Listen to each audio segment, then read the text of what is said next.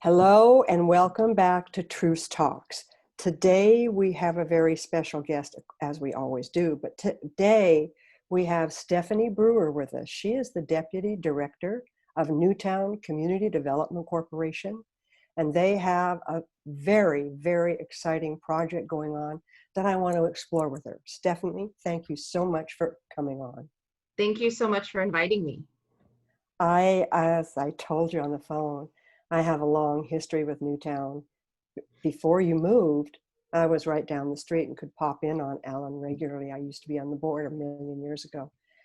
And I've always been interested in two things that Newtown does superbly well that I'm aware of, which is the land trust program, and now doing this incredible micro estates project.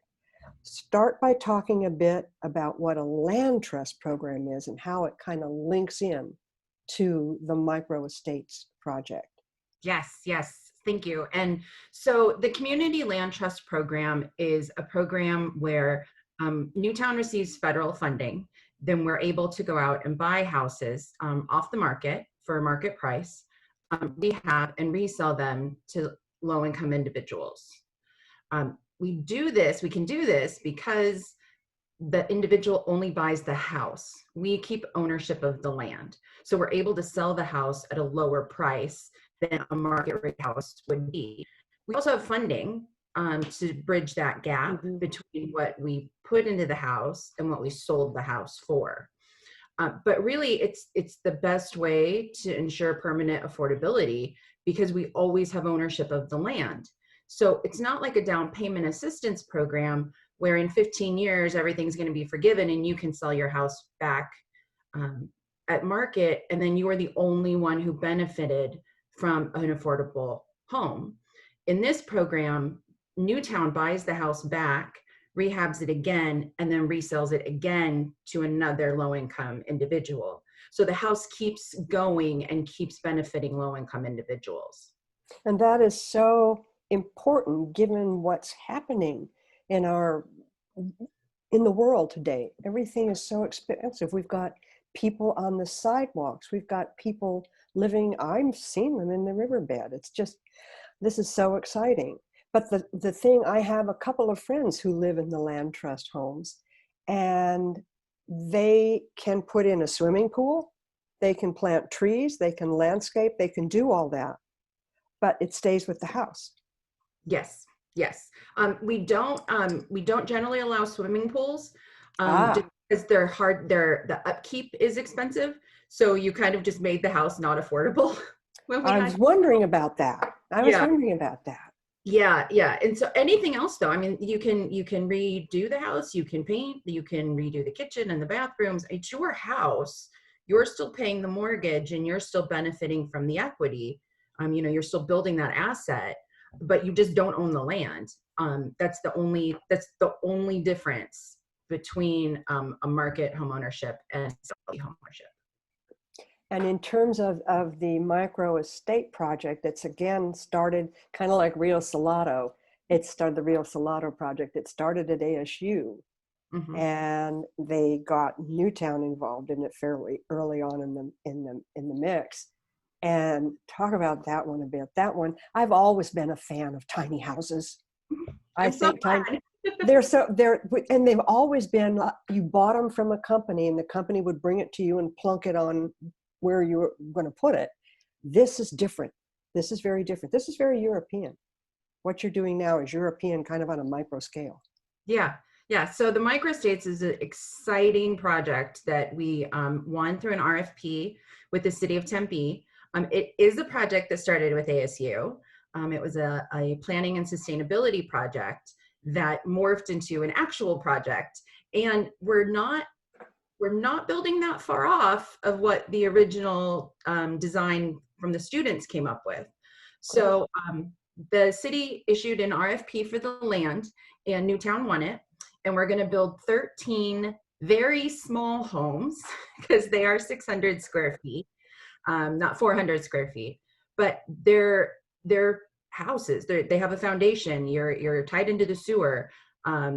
It's stick built. It's not mobile. Yeah. It does have a loft. And there will be Wow. 12 that have lofts in them, and then there's one ADA unit. So that's a single story unit. Americans with disabilities, so it's accessible. Yes, so it's accessible.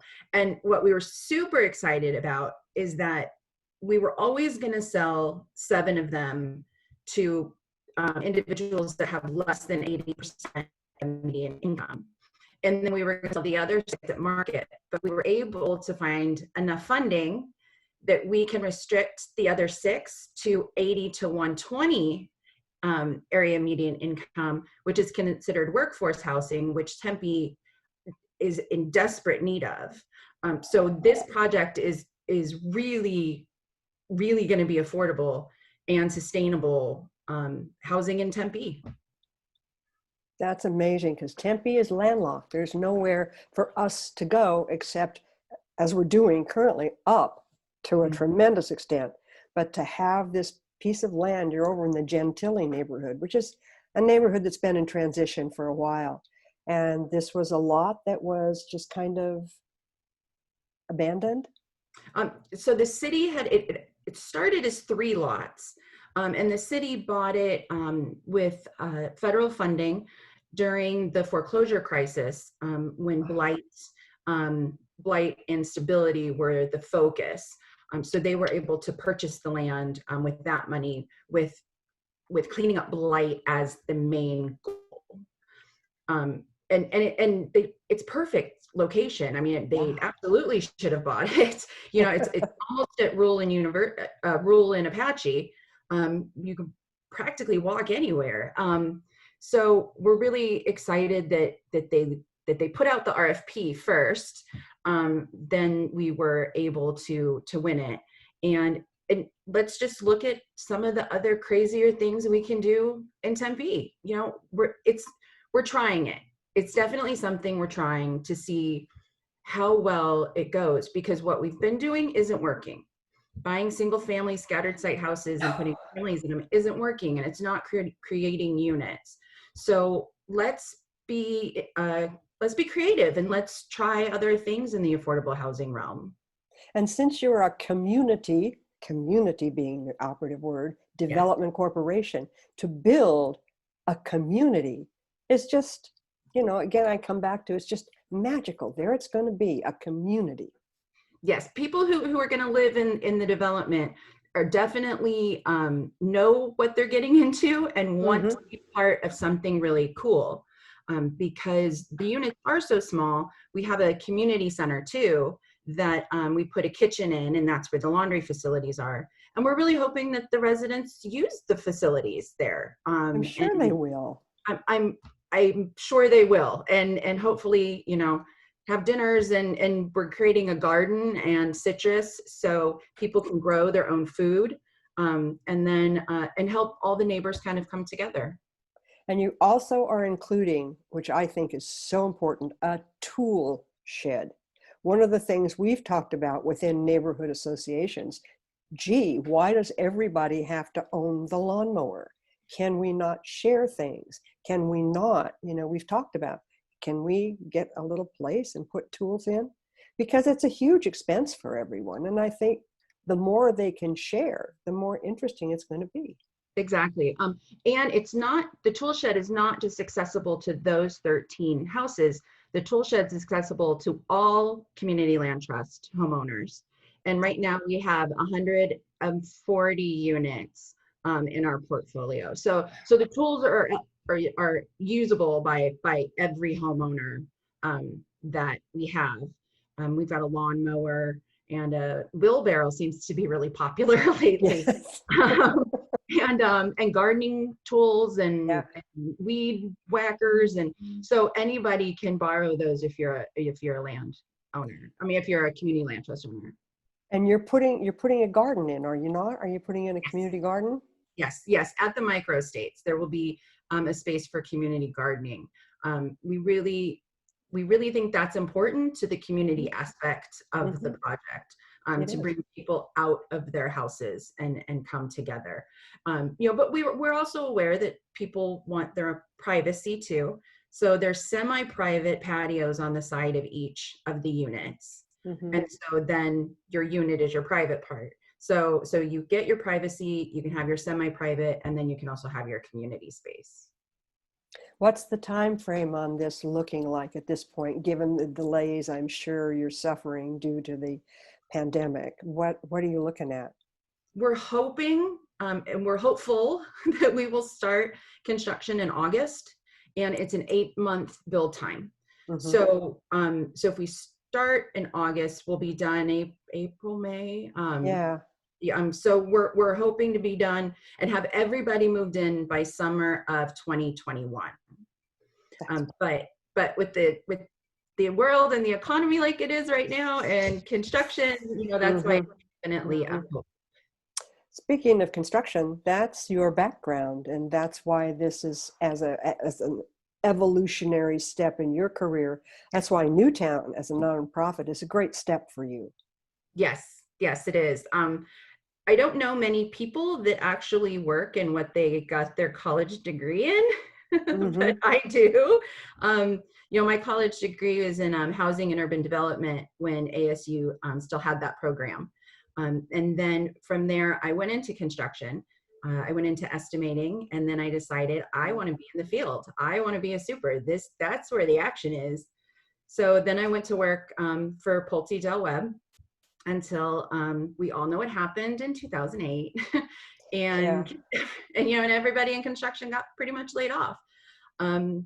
So I went to commercial construction after that, because that lagged behind the residential quite a Mm-hmm. bit. And then it caught up with commercial. And then I went to work for nonprofit and local initiative support corporation and affordable housing and creating units. So Newtown is actually a perfect fit because we're building and constructing, and I can use my construction background, but being the deputy director and running the company, I'm also getting to use my nonprofit background. Right. Yeah. Right.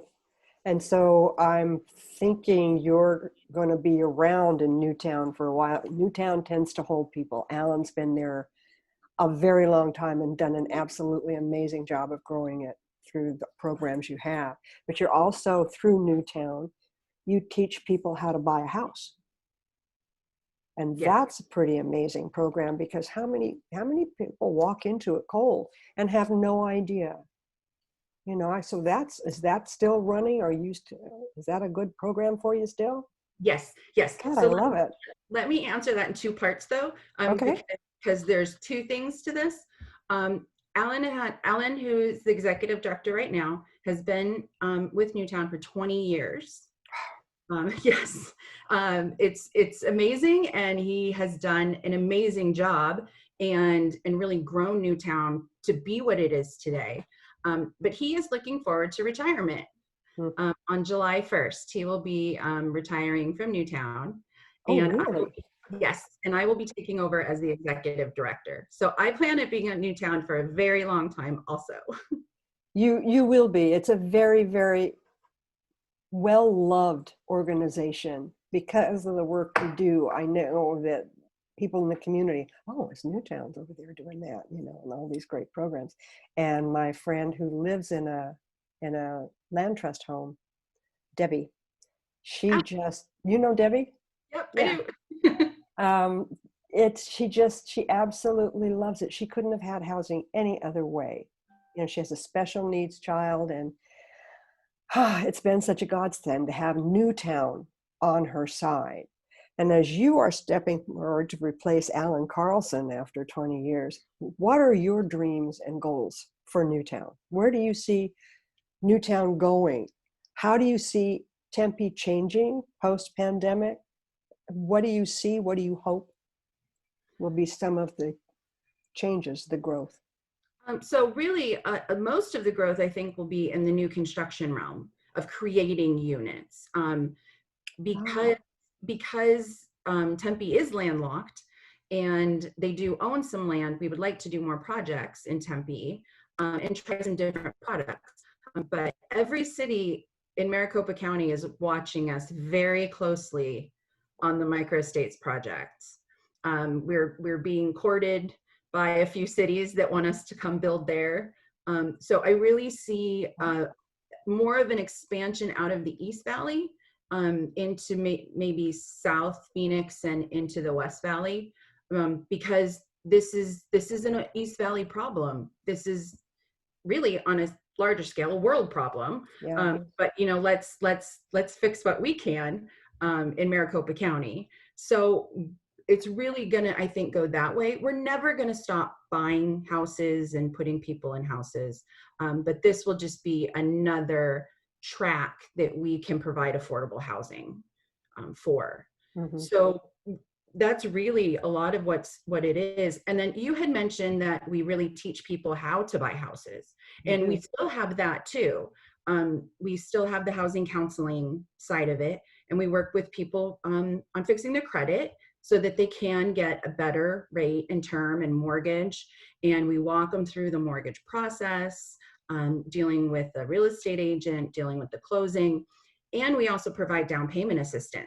So if somebody saves $5,000, we can match that with $22,000 for down payments. So you're going into the deal with $27,000 down, which again makes the house affordable for you. Yes, yes.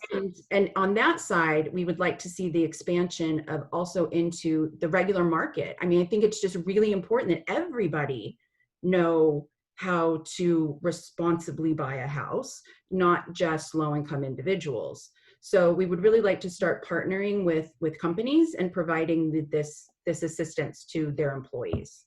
When you say with companies, are you talking about maybe with real estate companies, or just in general, anyone who needs the help, or do you want to run it through a company? Yeah, kind of in general, like, thinking big, how about State Farm? State Farm has a ton of employees that could use this education, or American Airlines. It's changed so many times. I'm still trying to keep it straight. American Airlines, let's get a partnership together with them. We already have really strong partnerships with other nonprofits to provide this service. So we all kind of work together to do what we do best. And what we do best is getting people prepared for home ownership. So we go to other nonprofits like Save the Family, A New Leaf, work with the family self-sufficiency programs, and we provide this service already. So for us to just expand our partnership base is something that we're looking forward to in the future too. I'm sure you will. I mean, It seems like this kind of thing is the perfect solution. There's an inevitability to it. We can't go on the way we're going now. We certainly can't. Nope. And who knows what the next month is going to bring in terms of this particular crisis. So moving forward to solve those problems and getting people off the street, there's the possibility you'll form a partnership with Banner Health. So you can add that component to what you're doing. Newtown is just so many faceted these days. Yes, we are. And I think that coming out of this pandemic, I think people are going to crave housing stability even more than they did before. So we're actually kind of ramping up because we think we're going to start to see more clients as people have been in apartments, and the rent and keeping up on that and not something that they own. I hope that will be us coming out of the pandemic. I do too. I hope Tempe comes out of it very well. I know that you will with this micro estate project, and keep us posted on that. If you would, periodically, we would love pictures, anything you can share with us to build on it. And I think one of the things that interested me was that some of these places are going to be 2-bedroom, and there's one design that's going to be a 1-bedroom home. So you're talking about not just individuals, you're talking about couples that can live there. What about children? So this one project, we went to only lofted style.